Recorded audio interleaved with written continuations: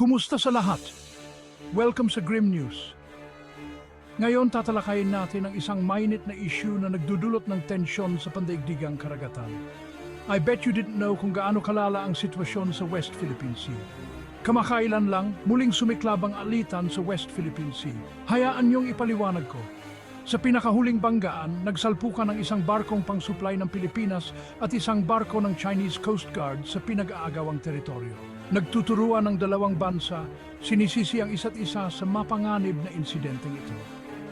Ayon sa mga autoridad ng China, binaliwala ng barko ng Pilipinas ang mga babala at lumapit sa kanilang barko ng Coast Guard sa isang mapanganib na paraan. Ngunit may iba pang bahagi ang kwento. Ang banggaang ito ay nangyari malapit sa tinatawag na Renai Reef, na kilala bilang Second Thomas Shoal sa labas ng China. May kaunting kasaysayan ng Pilipinas dito. Noong 1999, sinadya nilang ipinadpad ang isang barko ng hukbong dagat, ang Sierra Madre, sa bahurang ito. Bakit? Ito ay isang estratehikong hakbang upang palakasin ang kanilang pag-aangkin. At mula noon, isang grupo ng mga sundalo ang naninirahan sa nakapdipi na barkong ito. Dito na nagiging mas komplikado ang sitwasyon. Inaangkin ng China ang halos buong West Philippine Sea gamit ang tinatawag nilang 9-dash line. Tandaan, hindi lang ito tungkol sa China at Pilipinas. Mga bansang tulad ng Brunei, Malaysia at Vietnam ay mayroon ding inaangking bahagi ng karagatang ito.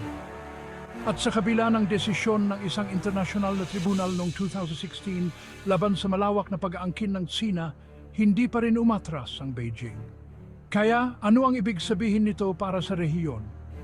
Ang bawat ganitong insidente ay lalong nagpapataas ng tensyon. Hindi lang ito tungkol sa pambansang dangal o karapatan sa teritoryo.